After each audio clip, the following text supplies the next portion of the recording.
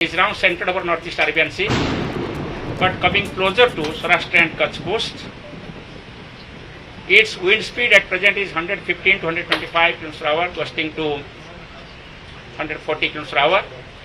With this wind speed, it will hit the coast between Karachi and Mandvi and close to Jakhau port of Gujarat. This is now located about 70 kilometers away from Jakhau port in Arabian Sea. It is moving with a speed of about 15 kilometers per hour. Its wall cloud region in the right forward sector is entering into the coastal districts, and hence the landfall process has commenced over the coastal districts of Saurashtra and Kutch. Strong winds, 60 to 80 kmph, are prevailing along and off the Saurashtra and Kutch districts. It will gradually increase. It will become 115 to 125 kilometers per hour, gusting to 140 kilometers per hour sometimes. Heavy rainfall is continuing. It will continue, and heavy to extremely heavy rainfall is expected. Tidal wave of 2 to 3 meters will inundate the low-lying areas of these districts surrounding Gulf of Kutch. So up to midnight, the landfall process will continue, and hence it is the most dangerous part of the cyclone. So all people should keep quiet and be in safe place. Don't go outside. Keep patience. Listen to the informations, warnings and advisories issued by central and state government agencies and India Meteorological Department. Sir main centre जो है sir वो कितने time पे जिसे आए कह रहे हैं आप, वो कब कितने इम्पैक्ट के साथ टकराएगा, उस समय जो विंड स्पीड कितनी होगी और रेनफॉल कितना एक्सपेक्टेड है उस टाइम पे सर? जैसे हम बोल रहे थे, मैं अभी फिर रिपीट कर रहा हूँ, इसका जो विंड स्पीड है अभी 115 टू 125 किलोमीटर पर आवर, और यही विंड स्पीड के साथ ये तट को पार करेगा. मिडनाइट तक कंप्लीट आई लैंड पर होगा. और अभी जो विंड स्पीड चल रहा है लगभग 60 to 80 kmph along end of Saurashtra and Kutch coast की डिस्ट्रिक्ट के पास चल रहा है, और बड़ी तेजी से इसका विंड स्पीड बढ़ेगा अभी, और बढ़ के 115 टू 125 kmph हो सकते हैं. कहीं कहीं गस्टिनेस में 140 kmph तक जा सकते हैं.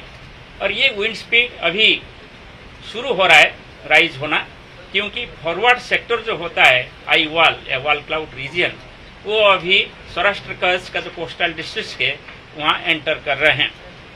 फिर इसके बाद आई एंटर होगा. आई एंटर होने के बाद फिर जो रियर सेक्टर है साइक्लोन का वो एंटर होगा. सो एंटायर प्रोसेस कंप्लीट होने के लिए मिडनाइट तक ये चालू रहेगा. ये थोड़ा से ज़्यादा टाइम लेगा पूरा साइक्लोन का वॉल क्लाउड और आई रीजन लैंड पर जाने के लिए, इसलिए क्योंकि ये साइक्लोन रिलेटिवली थोड़ा से धीरे चल रहा है. सर आपने वॉल क्लाउड का बार बार जिक्र करे, आम लोगों की भाषा में अगर समझाएं तो वॉल क्लाउड क्या होता है, जो पिछला हिस्सा क्या होता है, ये आम लोग समझना चाहेंगे सर आपसे. अभी जैसे आप देख रहे हैं ये रडार भूज है जी.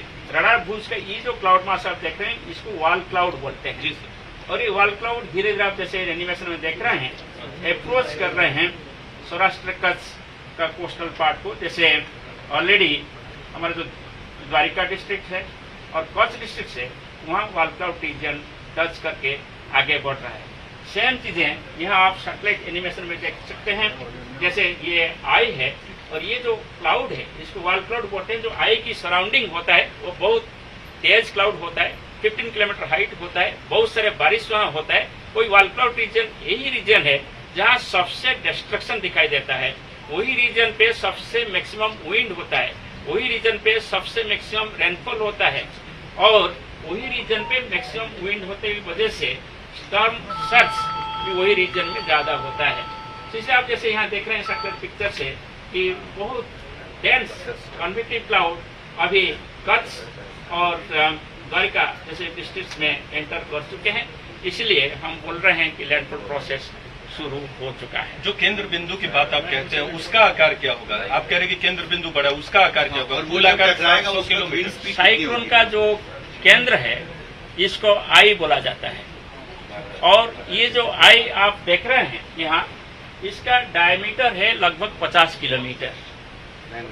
सो ये जो स्पीड पे चल रहा है अभी, जैसे 13-14 किलोमीटर स्पीड में अभी आगे बढ़ रहे हैं, इसलिए कंप्लीटली आई वॉल क्लाउड पूरा अंदर जाने के लिए लगभग 5 घंटा लग जाएगा। और सर उस वक्त विंड इसीलिए हम बोल रहे हैं मिडनाइट तक ये पूरी साइक्लोन का जो आई रीजन है और आई वॉल यानी वॉल क्लाउड है वो लैंड पे आ जाएगा। और उस वक्त विंड की रफ्तार कितनी होगी सर जब आई टकराएगा तट से?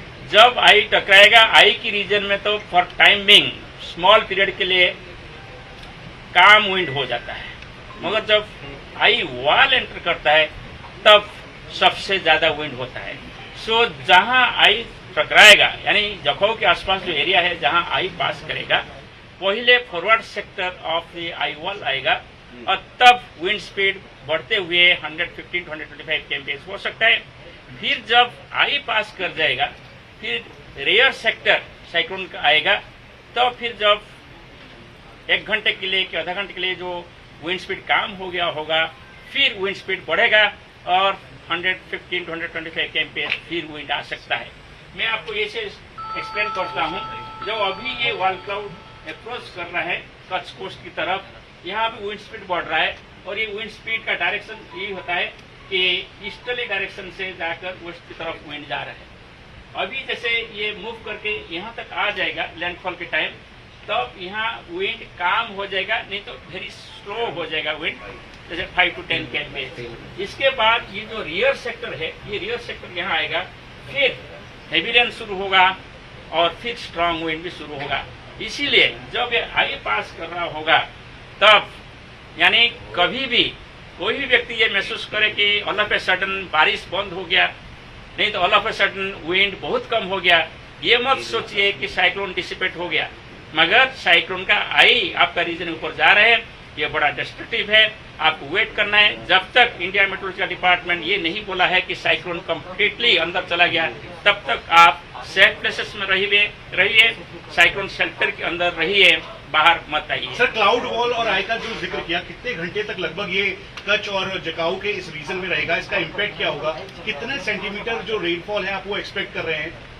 यही बात मैं बार बार बोल रहा हूँ, 5 घंटे मिडनाइट तक इसका असर रहेगा पूरा आई वॉल आई पास करने के लिए।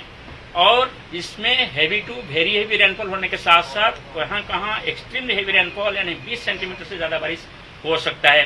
और इसके साथ साथ जैसे यहाँ विंड ऐसे जा रहे हैं, अभी साउथ से नॉर्थ विंड टकरा रहे हैं कच्छ में, वहाँ समुद्र का जो पानी है टाइडल वेव के हिसाब से जो लो लाइंग एरिया है कच्छ में और द्वारिका में या मोरबी में और जामनगर डिस्ट्रिक्ट में, यहाँ इनंडेशन कर सकता है। और सबसे ज्यादा इनंडेशन कच्छ एरिया में हो सकता है जब ये पास करेगा।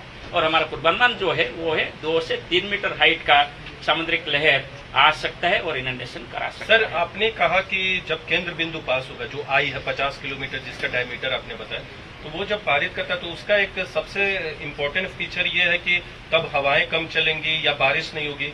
वो कितना, उसका डायमीटर क्या होगा जो आप कह रहे हैं जब ये आई पास? एरिया कितना होगा? देखिए साइक्लोन मूव कर रहा है ना, जब ये तट को टकराएगा ऑल ऑफ ए सडन जो अभी हैवी रेन और स्ट्रांग विंड चल रहा है वो कम हो जाएगा। तो इससे महसूस होगा कि ये आई आ रहा है अभी, और ये आई मूव करने के लिए जब डायरेक्ट जखाऊ के पास आप देखेंगे लगभग 2 घंटा लग सकता है कंप्लीट आई जाने के लिए, कि 1 घंटा लग सकता है। फिर इसका जो रियर सेक्टर है जो आप देख रहे हैं यहाँ, ये फिर आ जाएगा कच्छ डिस्ट्रिक्ट के ऊपर। और जब फिर रियर सेक्टर आएगा, फिर विंड डायरेक्शन जो अभी ईस्ट से वेस्ट विंड था, अभी विंड वेस्ट से ईस्ट हो जाएगा, मैंने ऑपोजिट विंड हो जाएगा। सो जो पेड़ पहले घिर नहीं रहा था अभी वो पेड़ घिर जाएगा, जो मकान टूटा नहीं था अभी वो मकान टूट जाएगा, क्योंकि अभी ऑपोजिट विंड से सेम स्पीड से विंड आ रहा है, इसीलिए जैसे धक्का लगता है इसलिए इसका नुकसान हो सकता है। इसलिए जब आई टकराता है जो एरिया में आई पास कर रहे हैं वहाँ 2 बार आई वॉल आ रहे हैं, इसलिए वो एरिया सबसे ज्यादा खतरनाक है और डेंजरस है। जब आई टकराता तस्वीरों है में जो दिखता है सर गोट साइक्लोन जिस तरीके से मूव करता है उसी को आप कह रहे हैं आई वही सबसे ज्यादा इम्पैक्ट है मैं आपको आई दिखा रहा हूँ ना यहाँ, हाँ। ये आई है जहाँ आप व्हाइट दिखाई दे रहा है ना सर्कुलर, वो आई है। ये जो रीजन आप देख रहे हैं ये आई वॉल है। सर आपने ये भी कहा कि जब केंद्र बिंदु आएगा तो हवाएं नहीं चलेंगी, बारिश कम हो जाएंगी, और दूसरी तरफ ये भी कह रहे हैं कि बहुत सबसे हवाएं ज्यादा- रफ्तार सबसे ज्यादा, तो ये क्या कंफ्यूजन है? जब आई आएगा, आई जिस एरिया के ऊपर होगा तब ऑल ऑफ ए सडन आपका विंड स्पीड कम हो जाएगा, बारिश भी कम हो जाएगा 1 घंटे के लिए, नहीं तो 1.5 घंटे के लिए। इसके बाद फिर जो पिछला हिस्सा आएगा साइक्लोन का, फिर ऑल ऑफ ए सडन आपका बारिश तेज होगा, हेवी रेन होगा, फिर विंड बढ़ेगा। इसलिए 2 बार जो एरिया जहां आई क्रॉस करेगा, माने सेंटर क्रॉस करेगा, वहां 2 बार ऐसे स्ट्रांग विंड हेवी रेन देखने को मिलेगा। सर आपने कहा कि अभी 70 किलोमीटर दूर जखाऊ पोर्ट या उस तट के से है वो, तो वहाँ पे पहुँचने में भी कितना टाइम उसके सेंटर को लगेगा? देखिए जैसे पूरा जाने के लिए 5 घंटा लगेगा मैं बोल रहा हूँ, सो सेंटर एग्जैक्टली जाने के लिए 2.5 घंटा लगेगा। सर कितना स्ट्रक्चर डैमेज आप एक्सपेक्ट कर रहे हैं, क्योंकि आप जिस तरह की कंडीशन बता रहे हैं उससे सबसे ज्यादा डैमेज कोस्टल लाइन पे रहने वाले लोगों के घर और जो बाकी जो स्ट्रक्चर्स हैं उनको होगा, तो किस तरीके की हिदायत दी गई है फर्दर? देखिए हमारा जो पूर्वानुमान है वो अभी भी जारी है। जो विंड स्पीड बोला था वही विंड स्पीड हम बोल रहे हैं, इसलिए जो स्ट्रक्चरल डैमेज होगा हम पहले बोले थे, अभी वो जारी है। पाथ में कोई चेंजेस नहीं है? धन्यवाद। वही पाथ और सर अभी बात वही है जब जोखाऊ के आसपास क्रॉस करके हम बोले थे, हम भी अभी यही एक्सपेक्ट कर रहे हैं कि कराची और मांडवी के बीच में जोखाऊ के आसपास ये तट को पार करेगा। एंड सर अभी आप बोल रहे हैं कि आई ऑफ द साइक्लोन में स्पीड 15 किलोमीटर पर आ रहा है, इससे साइक्लोन का जो फॉरवर्ड मूवमेंट का स्पीड है लगभग Okay. 12 to 15 kilometre per hour. अभी है, but I of this cyclone when जब वो हिट करता है कोस्ट पे, देन इन द आफ्टरमैथ सबसे ज्यादा डैमेज होता है उससे, क्योंकि पीछे से जो विंड्स है वो आती है और फिर हवा टकराते हैं 2 डायरेक्शन। इसका मतलब नहीं कि आफ्टरमाथ जो आता है इसमें ज्यादा विंड स्पीड होता है। आप एक पकड़ लीजिए, एक बैम्बो है यहाँ फॉर एग्जाम्पल, बैम्बो स्टिक है, आप इसको निकालना चाहते हैं, आप क्या करते हैं, इससे झुकते हैं ऐसे, फिर ऐसे झुकते हैं ऑपोजिट डायरेक्शन में, जैसे कि सॉइल के साथ वो जो जुड़े हुए हैं जिसे लूज हो जाए और आप निकाल सकते हैं बैम्बो को। यही होता है। जो पेड़ है, पेड़ अभी जब फॉरवर्ड सेक्टर आ रहे इससे वेस्ट विंड ब्लो हो रहा है, तब पेड़ वेस्ट की तरफ बेंडिंग होगा, मगर शायद गिरेगा नहीं। मगर जब रियर सेक्टर आएगा और विंड डायरेक्शन चेंज हो जाएगा वेस्ट से ईस्ट, सो फिर वो पेड़ ईस्ट की तरफ बेंडिंग होगा।